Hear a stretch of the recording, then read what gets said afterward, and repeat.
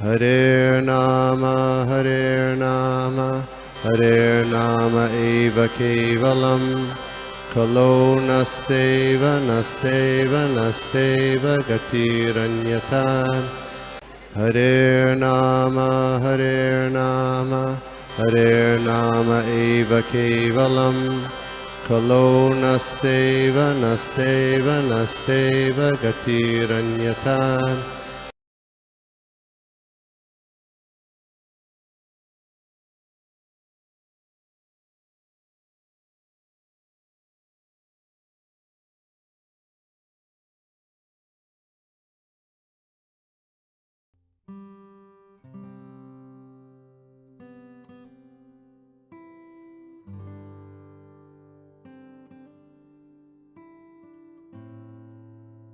Hare Krishna. Thank you very much sir, welcome माता जी भागवत महात्म्य और कीर्तन सुनाने के लिए। तो एक्चुअली आज कुंजेश्वरी का था, लेकिन उसका तबीयत ठीक नहीं है, शी इज डाउन। तो लास्ट मोमेंट में किसी को दे भी नहीं सकता था, तो मैं कोशिश करता हूँ। आई होप मैं कुछ जस्टिस कर पाऊँ, कुछ मैं इसके बारे में बता पाऊँ। मेरा आवाज क्लियर है ना मेरा? Thank you very much. Hare Krishna.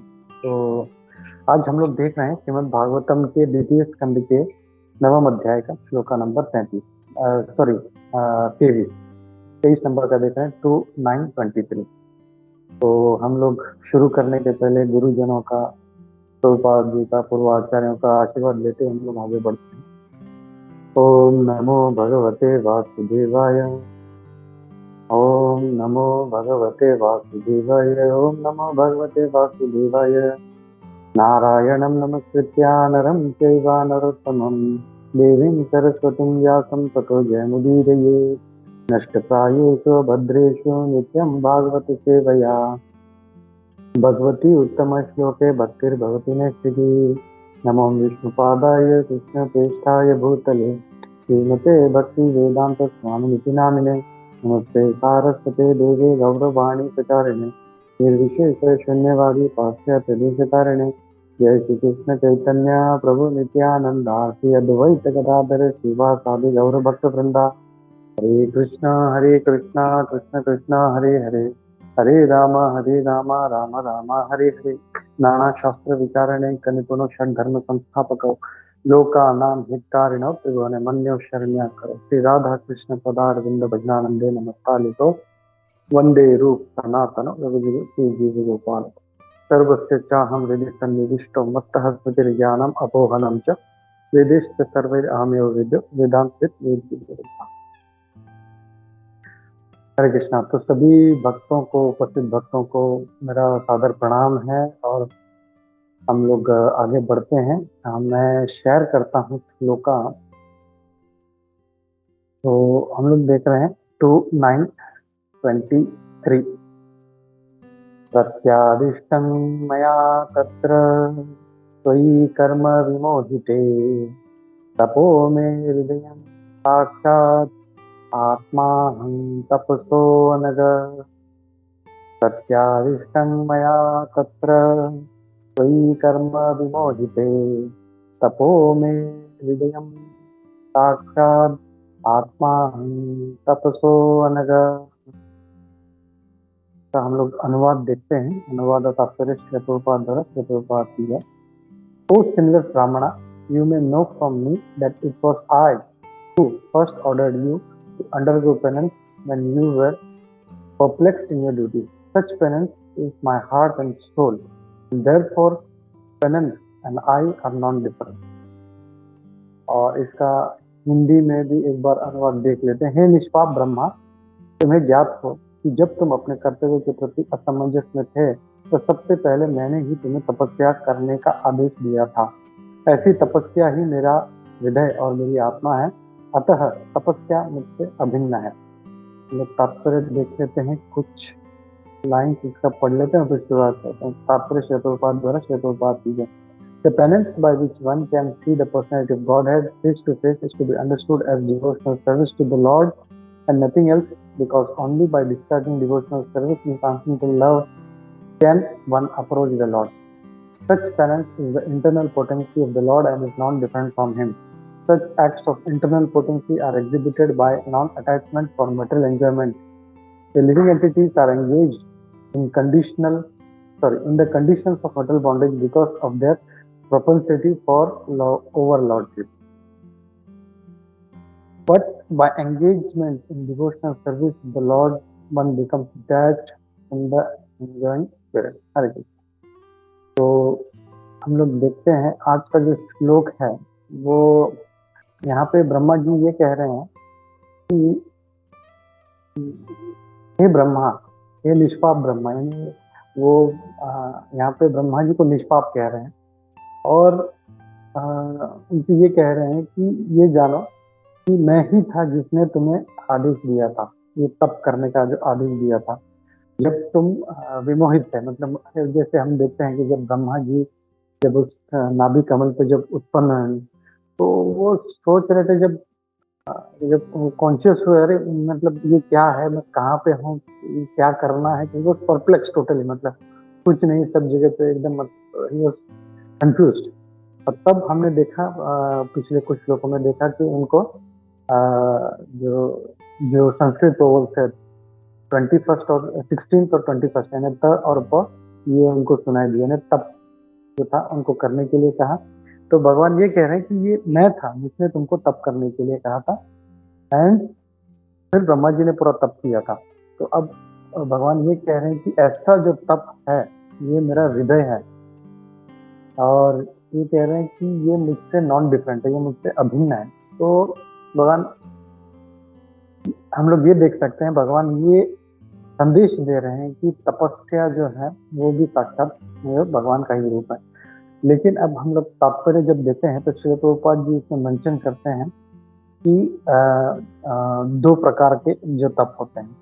तो जैसे हमने कल भी देखा कि भगवान कहते हैं कि तप का सर्वोच्चम जो फल है, जो रिजल्ट है, वो है भगवान का दर्शन, तो भगवान का जो धाम है उसका दर्शन।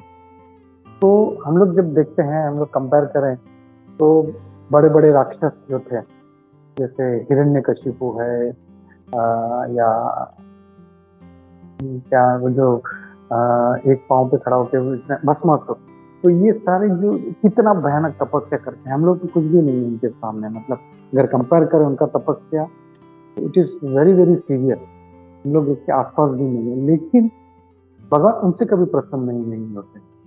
लेकिन हम लोग छोटा सा बस एक फास्ट रखते हैं, एकादशी पे रखते हैं, जन्माष्टमी पे रखते हैं, तो that is more pleasing to the lord. तो अब फर्क क्या है वो प्रभुपाद जी इस तात्पर्य में हम लोग को समझाते हैं।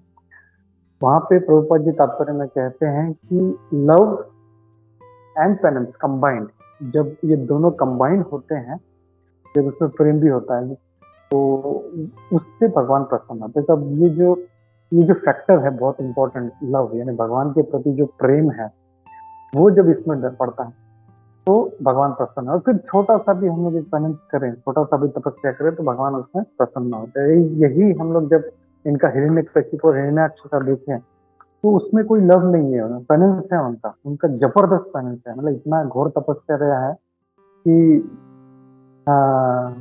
मतलब पूरा, मतलब सृष्टि जो है रुकना शुरू हो जाता है, सब सारी हवाएं रुक जाती है, सारे देवता परेशान होने लगते हैं, इधर उधर भागते हैं, भाई क्या हुआ क्या है करके, कितना घोर तपस्या करते हैं। लेकिन जो मेन फैक्टर है जो प्रभुपाद इसमें बता रहे हैं, लव, वो मिसिंग है, और इसके कारण जो है वो कभी उनसे प्रसन्न नहीं होते। और हमारा थोड़ा सा भी जो प्रयास है, जब हम इसको जब करते हैं तो उससे भगवान बहुत प्रसन्न होते हैं।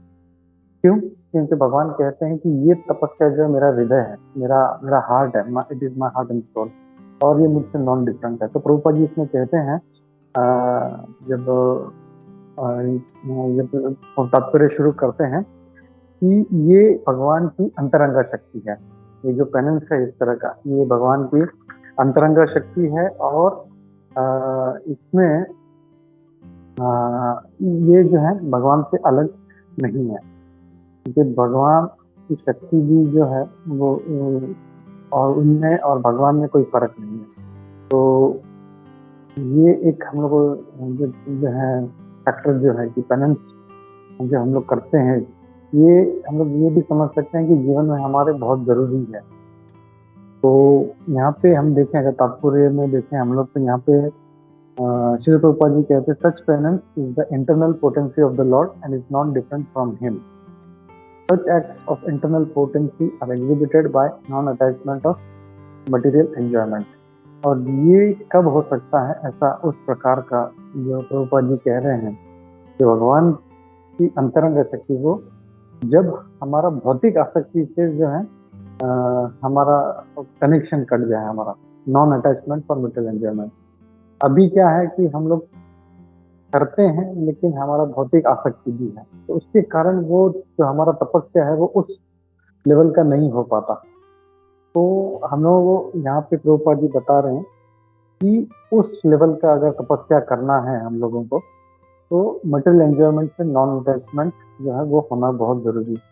और ये हम लोग देखते हैं अपने जीवन में, इट इज नॉट इजी भौतिक आसक्ति को छोड़ना सडनली चुटकी में, इट इज नॉट इजी। तो हम लोग धीरे धीरे धीरे जो इतने सालों में 15 साल 20 साल 25 साल जो भी हम लोग भक्ति कर रहे हैं, तो जो पहले का हमारा लाइफ था, हम लोग कितने आसक्त थे हम लोग, और अभी का जो जीवन है, there is lot of change. तो ये हम लोग को ग्रेजुअली जो है इसको और बढ़ाना चाहिए। कहते हैं कि मटेरियल अटैचमेंट और भक्ति कभी साथ में नहीं चल सकते। तो जब भौतिक आसक्ति बढ़ेगी तो भक्ति कम होगी, इट इज इनवर्सली प्रोपोर्शनल। और जब ये कम होगा तो फिर भक्ति आगे बढ़ती जाएगी। तो इट इज इनवर्सली प्रोपोर्शनल, ये कभी जो है साथ में नहीं रहता। ऐसा कोई प्रभुपाद जी इसमें कहते भी, ऐसा कभी नहीं हो सकता कोई ये सोचे कि मुझे गोलोक भी जाना है और मुझे भौतिक भौतिक जो है इंद्रिय तृप्ति भी करना, दैट इज नॉट पॉसिबल। दोनों प्रभुपाद जी कहते हैं कि इट इज नॉट पॉसिबल। क्यों? क्योंकि ये दोनों इक्वली ऑपोजिट डायरेक्शन है, जैसे ईस्ट और वेस्ट। कोई ये नहीं सोच सकता कि मुझे ईस्ट भी जाना है, मुझे वेस्ट भी जाना है, दैट इज नॉट पॉसिबल। तो भक्ति एक रास्ता, एक मार्ग है, और भौतिक जो इंद्र तृप्ति है वो एक मार्ग है। या तो वो इस मार्ग पे चल सकता है या तो इस मार्ग पे चल सकता है, बोथ आर इक्वली ऑपोजिट।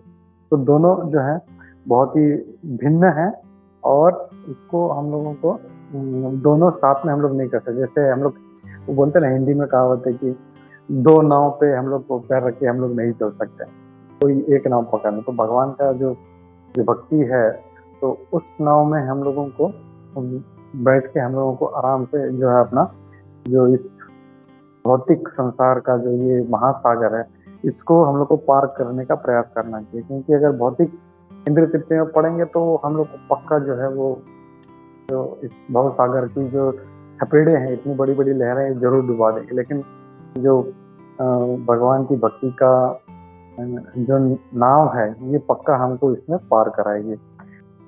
तो यहाँ पे प्रभुपाद जी आगे कहते हैं हम कि भौतिक आसक्ति इतना क्यों होता है। तो देखते हैं, कुछ है जो एकदम भक्ति में लग जाते हैं, जैसे बड़े बड़े आचार्य हैं, वो तो मतलब उनमें तो होता ही है। लेकिन अगर हम लोग अपने भी इर्द गिर्द देखें, अपने जो आसपास में देखें, तो कुछ भक्त हैं, दे आर वेरी एलिवेटेड। हम समझ वो फर्क अपने आप में देख सकते हैं कि यार ये कितना मुझसे जो है ये प्रगत भक्त है ये।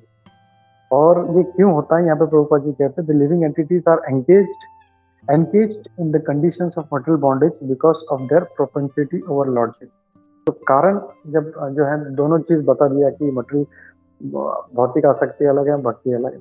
तो जब भक्ति करना है तो इसको कैसे छोड़े, तो वो भी मार्ग जो है प्रभुपाद बता रहे हैं कि ये क्यों होता है। जब तक हम लोग कारण नहीं जानेंगे, हम लोग उस चीज को, जैसे हमको कोई चीज को हल करना है, प्रॉब्लम को, तो वो पता होना चाहिए इसका सोल्यूशन क्या है।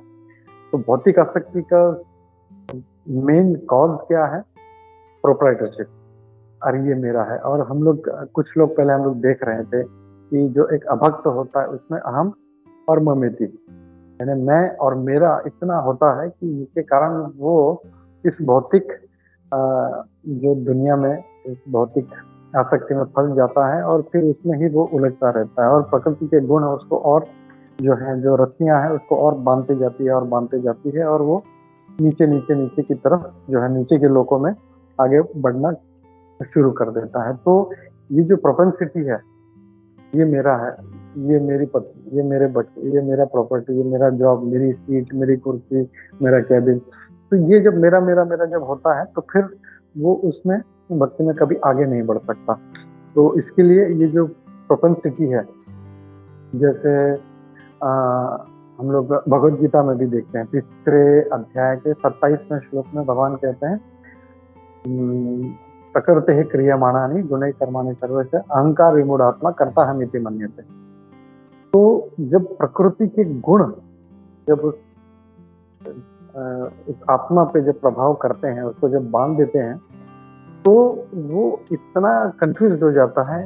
एक्चुअली वो जो प्रकृति के गुण हैं, जैसे तमो गुण है, रजो गुण है, वो उससे कार्य कराता है। उसको लगता है मैं कर रहा हूँ, मैं कर रहा हूँ, और उसके कारण वो और मैं फंस के और जो है वो इस देहात्म बुद्धि यानी बॉडीली कॉन्शियसनेस में और उलझता जाता है। तो he has to come out of that. ये प्रभुपाद जी कह रहे। फिर आगे कहते हैं, बट बाय एंगेजमेंट, अब इसमें निकलना है तो क्या करना है, but by engagement in devotional service of Lord one becomes detached from this enjoying spirit. अगर हम लोग भक्ति में लगे तो ये जो एंजॉइंग स्पिरिट है, ये जो इंद्रिय तृप्ति का स्पिरिट है, वो धीरे धीरे वो कम होने लगे। जैसे मैं कह रहा था कि ये इन्वर्सली प्रोपोर्शनल है। तो भक्ति जब या तो भौतिक आसक्ति कम करना है तब ये बढ़ेगा, या तो इसको बढ़ाना है तो ये कम होगा। तो यहाँ पे प्रभुपाद जी ये कह रहे हैं हम लोग को जो है भक्ति में जब लग जाएंगे तो ये जो है भौतिक आसक्ति ऑटोमेटिक कम होगा। हम लोग बहुत अच्छे से जज कर सकते हैं। मतलब सोचते हैं कि मेरा भक्ति अच्छा चल रहा है कि नहीं, ये कैसे जज करें। तो किसी को पूछने का जरूरत नहीं, मैं प्रभु क्या मैं भक्ति अच्छा कर रहा हूँ, क्या मेरा कितना इम्प्रूव हुआ, नहीं। We can our self we can see. ये जब देखेंगे हमारा भौतिक आसक्ति अगर कम हो रहा है, दैट मीन्स हम लोग जो है सही मार्ग पे जा रहे हैं। लेकिन ये भौतिक आसक्ति हमारा कम नहीं हो रहा है, बढ़ता जा रहा है, that means there is some problem. तो we have to be alert. अगर भौतिक आसक्ति हमारी मतलब बढ़ना तो नहीं चाहिए, कम होना चाहिए, लेकिन अगर हम वहीं पे हैं, हम लोग प्रेग्नेंट हैं, तो हम लोग को जोर देना पड़ेगा। We have to do penance. जैसे प्रभुपाद जी कह रहे हैं, जैसे ब्रह्मा जी कह रहे हैं कि उन्होंने तपस्या किया, तो पेनेंस करके ये जो 4 रेगुलेटरी प्रिंसिपल्स हैं, वो उसको ज्यादा फोकस करना चाहिए, अपने जब पे ज्यादा फोकस करना चाहिए। और जिस चीज के प्रोसेस प्रति हमारा आसक्ति बहुत ज्यादा है, जो जो भी कारण हो, जो भी कॉज हो, उसको हमको मारने का प्रयास करना चाहिए कि ये चीज मुझे बहुत आसक्त करती है, तो मुझे इसको खत्म करना है, तब जाके ये भक्ति बढ़ेगी। तो ये जो है प्रोपेंसिटी जो है, इसको हमको बिल्कुल नष्ट करना है, ये प्रभुपाद जी कह रहे हैं। फिर आगे कहते हैं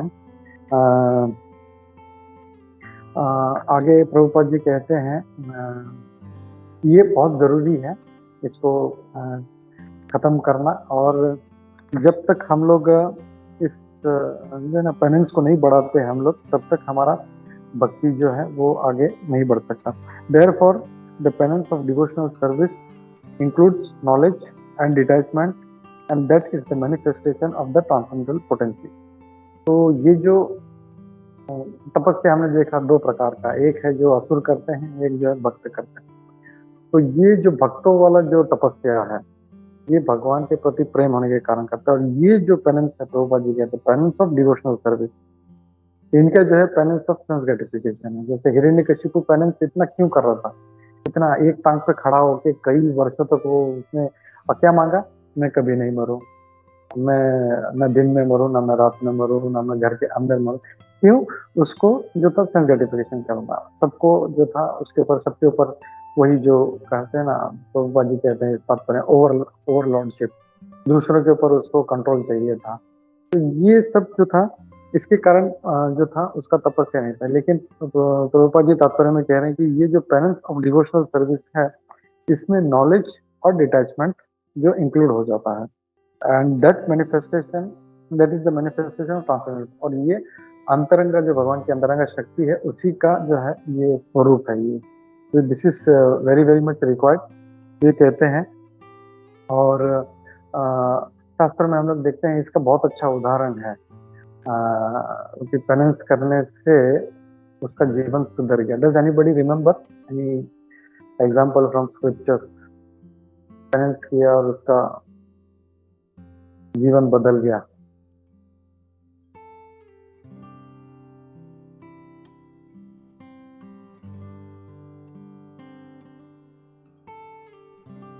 नारद मुनि प्रभु और ध्रुव महाराज। या नारद मुनि है, ध्रुव महाराज है, but I am taking an extreme example, जैसे मृगारी जो था।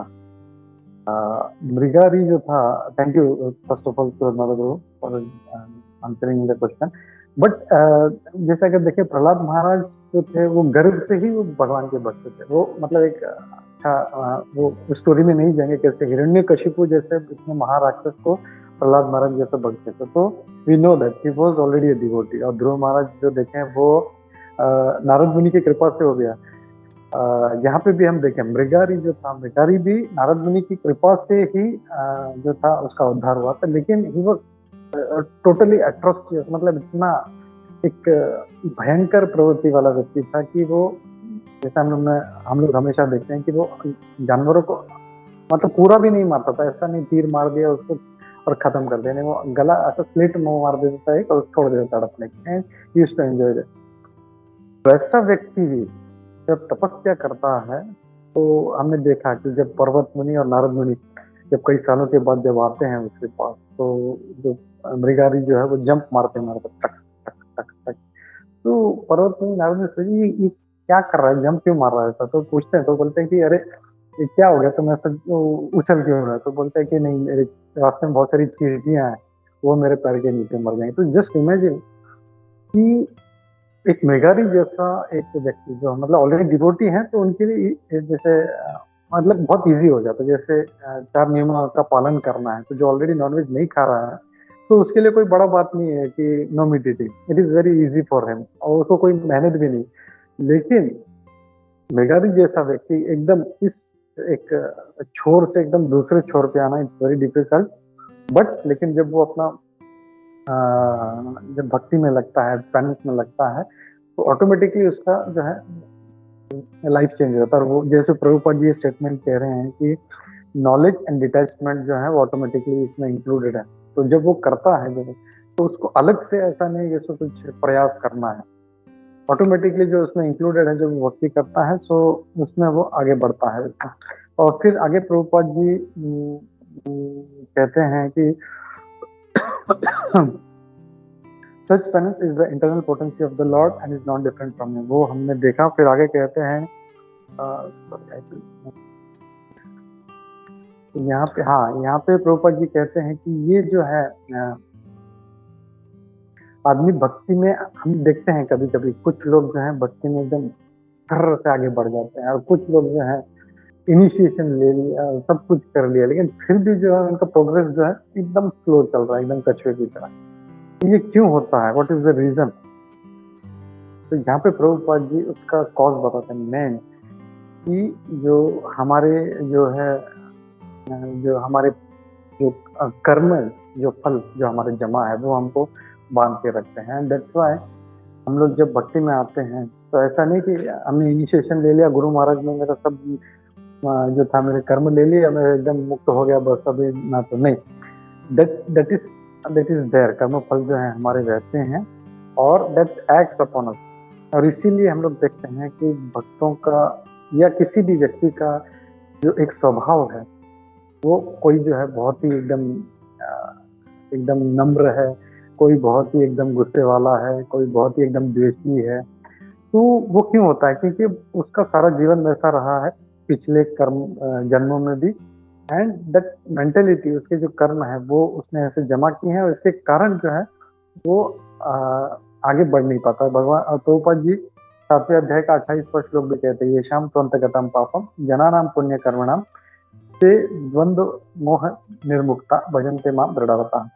प्रभुपाद जी इसमें कहते हैं कि इसका अगर आप जो ट्रांसलेशन देखें, जिन मनुष्यों ने पूर्व जन्म में तथा इस जन्म में पुण्य कर्म किए हैं और जिनके पाप कर्म को पूर्णतया उच्छेदन हो चुका है, वो मोह के द्वंद से मुक्त हो जाते हैं और संकल्प पूर्व मेरी सेवा में तत्पर रहते हैं।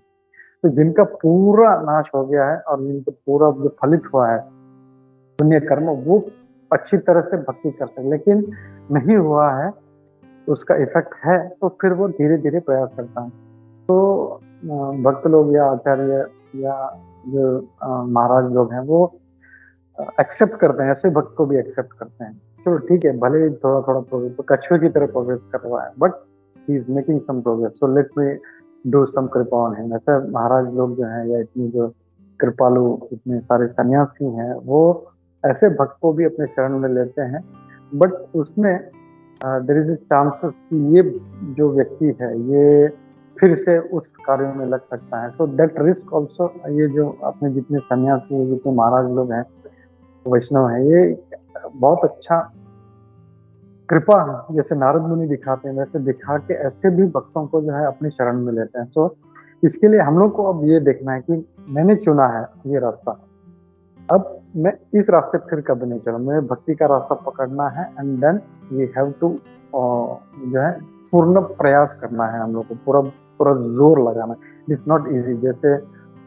जब कोई रस्सी जकड़ लेती है, हम लोग मूवीज में देखते हैं, हीरो को जब बांध दिया है तो कितना जोर लगाता है, वो पूरा करके तोड़ता है। तो वैसे ही ये जो प्रकृति के गुण है, गुण का मतलब ही रस्सी है। तो ये रस्सी ने जो हमको बांध के रखा है, ऐसा नहीं है कि हम लोग ऐसा हाथ झटकेंगे और वो रस्सी छूट जाएगी, नहीं। We have to give full force, अपना पूरा जोर लगाना है, एंड इट्स नॉट इजी। तो ये प्रभुपाद जी इसमें कह रहे हैं। और फिर इसमें ये कहा गया है कि Brahma ji was sinless and therefore he faithfully discharged the advice of Lord Tapa, and the Lord being satisfied with him awarded him the desired reward। तो ब्रह्मा जी तो सिनलेस थे, मतलब वी कैन सी, मतलब पहले तो कोई क्रिएशन नहीं था, कुछ नहीं था, पहले व्यक्ति ब्रह्मा जी हैं। तो वो आके वो ये सारा सृष्टि शुरू करते हैं, ही इज सो इंटेलिजेंट। यहाँ पे जब ब्रह्मा जी का जब चरित्र के बारे में सोच रहा था, जब कंटेम्पलेटिंग, इज सो इंटेलिजेंट, मतलब कितना पेक्यूलियर उनका डिटेलिंग है। अगर हम देखें सृष्टि में, जैसे प्रभुपाद जी उदाहरण देते हैं कि इतना सारा साइन बोर्ड लगा है, सिग्नल है, ड्राइवर को ट्रेनिंग दिया जाता है, तो ट्रेनिंग के बाद उसको लाइसेंस मिलता है, फिर भी there is lot of accident. लेकिन ये जो सृष्टि जो बना है, इतने सारे ग्रह एक दूसरे के इर्द गिर्द घूम रहे हैं, कभी नहीं सुना अरे वो मंगल ग्रह जाके शनि को टकरा गया, एक्सीडेंट हो गया, या ये उसका जो चंद्रमा था उस मंगल ग्रह का, वो थोड़ा सा वो गलत हो गया डायरेक्शन और वो मंगल में ही घुस गया। नहीं, सो परफेक्ट, एकदम एग्जैक्ट, मतलब जो है, मतलब ऐसा नहीं कि थोड़ा सा एक सेंटीमीटर तो बड़ा है, एक mm भी जो है, एक मिलीमीटर भी इधर से उधर नहीं होता, बराबर जो उसको दिया है मार्ग, उसी पे चलते हैं, and is so much perfect creation. And Brahma ji का ये एक्चुअल ओरिजिनल तो भगवान का है, but it is done through lord Brahma. Brahma ji के द्वारा ये सारा डिटेलिंग होता है। सो कितने इंटेलिजेंट है, क्रिएशन देखें या इतने सारे स्पीसीज देखें हम लोग, इतने सारे अच्छे अच्छे फूल हैं, सो मच ऑफ वेराइटी, कितने मतलब कलर जो है, मतलब कोई आर्टिस्ट के ऊपर जी कई बार कहते हैं कि जो एक सिंपल जो गुलाब का फूल है, वो कलर भी एग्जैक्टली उतार नहीं सकता वो। तो सो मच ऑफ डिटेलिंग। या हम लोग अलग अलग प्रकार के स्पीसीज देख ले, जानवर देख ले, या पशु पक्षी देख ले, कितना सब में इतना डिटेलिंग है। आप एक मनुष्य शरीर ही देख ले, तो हमारा जो मैकेनिज्म जो बना है, it is so perfect. Scientist लोग इसको अभी तक समझ नहीं पाए, लेकिन भगवान ब्रह्मा ने ऐसा टक से बना दिया, एंड इट इज वर्किंग। तो ही सो इंटेलिजेंट, और इसलिए उनको ये कार्य दिया है। हम लोग अगर कोई छोटा सा भी सेवा मिल जाता है, प्रभु आप ये करो, तो उसमें भी हम लोग 10 गलती कर बैठते हैं। लेकिन ब्रह्मा है सो इंटेलिजेंट, इतना क्रिटिकल, मैं बोलता हूँ, it is very very critical. और हर चीज में क्रिटिकलिटी है उनका, हर जगह उसमें इतना डिटेलिंग है, and he does so perfectly. और ऐसा नहीं कि कुछ गलती निकल गया उसमें, थोड़ा सा भी एक छोटा सा माइन्यूट गलती भी निकल जाता है, he does so perfectly. And just imagine, मैं जब सोच रहा था कि ये ब्रह्मा इज सो इंटेलिजेंट, यही ब्रह्मा जी को गोपियां गाली देती है, अरे कैसा ये मूर्ख आदमी, ये हमारी पलक क्यों बना दी इसने, क्योंकि हम लोग भगवान को देख नहीं सकते। हम लोग एक जब झपकती है तो ये हम लोग को ऐसा लगता है कि कई कल्प बीत गए। तो वी कैन सी इनका प्रेम कितना है, गोपियों का प्रेम उस इंटेलिजेंट व्यक्ति के तो जो है, उसको भी बोलते ये मूर्ख आदमी है, इसको ये पलक नहीं बनानी चाहिए। तो the point I wanted to make was कि Brahma is very very intelligent, और इसीलिए उसको टास्क दिया जाता है। एंड वी आल्सो उनसे सीखना चाहिए। ही इज अवर आचार्य, हम उसी संप्रदाय में हैं, ब्रह्म माधव गौड़ संप्रदाय में। तो we should learn from him, he is doing so intelligently. तो मैं कैसे अपना जो सेवा मैं भी अपना इंटेलिजेंटली करूँ, मुझे भी उतना मतलब ऐसा मतलब there should be no mistakes, और इसमें कोई त्रुटि नहीं होना चाहिए। It is not possible because to err is human, वो हमारा स्वभाव। लेकिन एटलीस्ट एक 10-15 गलती होने के बदले एक गलती हो जाए, that is better. So we have to learn, take that lesson from lord Brahma and try to be intelligent. और कहते हैं ना ये कृष्ण भजे कई बड़े चतुर। तो कृष्ण भक्त जो है वो कोई ऐसा नहीं है कि मतलब is there very very intelligent. और ये हम लोग will not go into that section, लेकिन जो गोपियां हैं, जो मंजरियां हैं, कितना इंटेलिजेंटली वो भगवान की सेवा कर रही है। सो मच विद डिटेलिंग, पूर्णमासी है, it makes perfect arrangement, सब everything. So we have to take lessons from this all this our आचार्य कि कितना। एंड जब हमको सेवा मिलता है you have to take, हाँ ये मेरे को सेवा में किस तरह से अच्छे से कर सकता हूँ, you have to take lessons from our previous आचार्य। तो ये पॉइंट मुझे इसमें ऐड करना था। एंड फिर आखिर में, sorry I am getting late, आखिर में कहते हैं therefore only love and penance combined can please the Lord। तो सिर्फ ये भगवान का जो प्रेम है और तपस्या है, जब ये कंबाइंड होता है तब one is able to attain his complete mercy. और इसके लिए हम लोग देखते हैं कि जो है ये जो राक्षस हैं, असुर हैं, इनको कभी भगवान का कृपा नहीं मिलता। इवन भगवान तक छोड़ो, जो देवता आते हैं वो भी क्या चाहिए बोलते रहो, ठीक है चल ये चीज ले ले, चल भागी जरूर। तो even they are not please. लेकिन हम थोड़ा सा जो है प्रेम गोपियों की तरह नहीं, उनके भक्तों की तरह, पूर्वजाचार्य की तरह, लेकिन थोड़ा सा हम लोग प्रेम, भगवान आप मेरे लिए इतना करते, मैं कैसे नालायक था, मैं कहाँ से कहाँ आ गया। तो आपका कृपा है, ऐसा ही आपका कृपा हमको बनाएगा। If we have that little love and then we do penance. अभी जैसे बलराम जयंती आने वाली है, कृष्ण जन्माष्टमी आने, there is now so much festivals coming, so we keep on doing that kind of tapasya. जो भी छोटा करें हम लोग, इट्स नॉट रिक्वायर्ड कि हमको कोई बड़ा तपस्या करना है हम लोग को ब्रह्मा जी की तरह, ऐसा नहीं। We do little tapasya but we do with full love, then that is going to have a result. तो ये मैसेज के साथ में मैं यहाँ पे रुकता हूँ। हरे कृष्णा। श्री ग्रंथराज श्रीमद् भागवतम की जय, श्री प्रभुपाद की जय, इस्कॉन गुरु वृंद की जय, समवेत भक्त वृंद की जय। हरे कृष्णा। किसी का कोई प्रश्न है, कोई क्वेश्चन है तो हम लोग ले सकते हैं। हरे कृष्णा।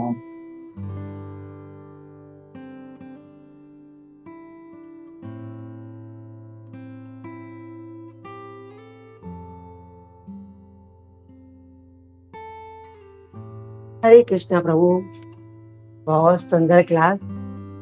प्रभु मुझे एक सब बात लाइक पूछनी है कि कई बार कोई अपनी डिजायर पूरी करने के चाहे उसमें ये सोचता होगा कि लाइक फॉर एग्जांपल किसी को बहुत इच्छा होगी मर्सिडीज की या किसी भी कार की आने से, और वो ना बात अपनी पूरी कर रहा है, लेकिन वो सोचेगा कि मैं किसी सेवा में यूज करूंगा, तो उसमें हम क्या बोलेंगे?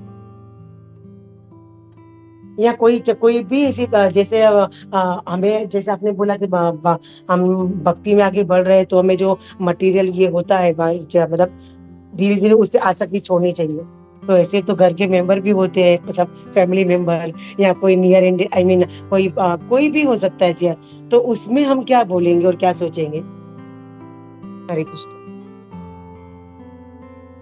या हरे कृष्णा। या जैसे बहुत अच्छा प्रश्न, थैंक यू माता जी। और बहुत क्रिटिकल है ये, क्योंकि हम सब उसी स्तर पे हैं। हम लोग सोचते हैं कि मैं ये भगवान के लिए कर रहा हूँ, लेकिन उसमें जो है हम लोग का थोड़ा सा हमारा भी स्वार्थ होता है। तो even I think that is okay. हम लोग जो है उस उन्नत जो है लेवल पे नहीं है हम लोग, इवन दैट इज ओके। भगवान ऐसा नहीं है कि भगवान उसको एक्सेप्ट नहीं करेंगे, एक्सेप्ट करेंगे ईश्वर। हम लोग यहाँ जैसे आपने वो कहा मुझे मर्सिडीज का इच्छा है या एक बड़ा 2 स्टोरी विला चाहिए, तो या तो वो लेके जब हम भगवान की सेवा में यूज करेंगे उसको, भक्तों को जो है हम लोग उसकी सेवा करेंगे, भक्तों को लेके आएंगे, लेके जाएंगे उस मर्सिडीज में या उस बड़े विला में, हम लोग अच्छा कीर्तन का प्रोग्राम रखते हैं तो सेवा करते हैं, तो even that is going to have effect. भगवान उसको भी एक्सेप्ट करेंगे। तो दैट इज ऑल्सो ओके। जैसे मधुसूदन प्रभु जी कहते हैं, तो जरूरी नहीं है कि हम लोग जो है एकदम मतलब हाई लेवल के जैसे सुदामा या जैसे या गोपियां, वैसे नहीं है हम लोग। बट भगवान हमको कभी ठुकराएंगे नहीं। हम लोग का थोड़ा सा जो भी है, जैसे वो रामायण का एग्जाम्पल है, वो गिलहरी वाला, हनुमान जी बड़ा बड़ा पत्थर डाल रहे थे और ये गिलहरी एक छोटा सा ऐसा कण ला के डाल रही, तो हंसने लगे। भगवान बोले नहीं, तुम तुम्हारी क्षमता के हिसाब से करो, ये इसकी क्षमता है। तो भगवान हमारा जो अटेम्प्ट है वो कभी उसको ये नहीं, और उसको भी एक छोटा सा भी, हमने पूरा जीवन में कुछ नहीं किया, सिर्फ एक छोटा सा भी अगर हमने एक वो कण की तरह, वो गिलहरी की तरह एक डाल दिया, तो वो पूरा कई जन्मों तक याद रखें, अरे ये भक्त ने 100 जन्म पहले इसने ये कार्य किया था। तो we have to do that. लेकिन हम लोग को फिर धीरे धीरे हम लोग, जैसे मैं हमेशा बोलता हूँ, we can not be stagnant. हम लोग हमेशा नर्सरी में नहीं रह सकते, तो we have to slowly slowly we have to progress. तो there is nothing wrong, but भगवान जो है वो जरूर हम पे कृपा करेंगे। हरे कृष्ण माता, thank you. Thank you so much प्रभु। एक्चुअली सच में बोलूं, ये मेरी डिजायर है। मैं जब 1 बेडरूम हॉल में रहती थी, तो मुझे ऐसा था कि भगवान मुझे बड़ा घर दे कि मैं ना डिवोटीज को प्रसादम के लिए बुलाऊं, कीर्तन के लिए ये करूं। तो कृष्ण की वो कृपा हो गई। लेकिन है ना, मुझे बहुत इच्छा थी कि गाड़ी की ऐसे, क्योंकि तकलीफ होती थी, फिर सोचती थी अरे यार अपनी खुद की बड़ी गाड़ी हो, छोटी गाड़ी थी ऐसे नहीं। तो तभी फिर क्या, मैं तभी वो मेरी डिजायर थी। लेकिन मुझे ऐसा था कि मगर 7 सीटर हो, उसे बड़ी गाड़ी का हिसाब हो ना, तो मैं किसी भी डिवोटीज के लिए, माँ के कोई महाराज के लिए एयरपोर्ट पे जाना होता है, सब कुछ है, तो मैं वो चीज यूज करूँ। लेकिन पता नहीं क्यों ये मैं बार बार मतलब भगवान को प्रेयर करती थी, लेकिन फिर डोंट नो कैसा क्या हो गया सडनली कि मैंने वो प्रेयर करना ही बंद कर दिया। मतलब आई मीन मुंह में से भी ये याद ही नहीं रहता है ना, निकलता नहीं से। तो मैं सोचती हूँ ठीक है, उसमें भी कुछ भलाई होगी भगवान की, मुझे मतलब हमको नहीं पता है। तो थैंक यू सो मच प्रभु, बहुत अच्छा लगा है सुन के। तो अभी बात बहुत क्लियर हो गई। एंड आपने ये पॉइंट बहुत अच्छा बोला, जो बहुत अच्छा लगा प्रभु के हमें हमें हमारी भक्ति कैसे आगे बढ़ रही, मतलब हम कैसे आगे बढ़ रहे हैं, उसका वो जो आपने एग्जांपल दिया। तो कई बार हम खुद को ही नोटिस करते हैं कि हम पहले कहाँ पे थे, स्टार्टिंग में हम कहाँ पे थे, और कैसे हम भक्ति में आते, वो बात नहीं। जैसे धीरे धीरे सुकृति होती है, जैसे हम धीरे धीरे आगे बढ़ते हैं, तो हमको हमारे में ही चेंज का पता खुद को। किसी किसी को ऐसा लगता है कि जैसे कोई वो लोग वर्ड यूज करते हैं डिवोटी, लेकिन हम डिवोटी बनने का प्रयास करें। मतलब मैं ये वर्ड मेरे लिए यूज करती हूँ कि मुझे कोई बोलते नहीं नहीं आप तो बहुत अच्छे भक्त हो, नहीं नहीं आप तो डिवोटी हो, तो मैं बोलती नहीं हम लोग डिवोटी, मतलब मैं मेरी बात को मैं डिवोटी बनने का प्रयास कर रही हूँ।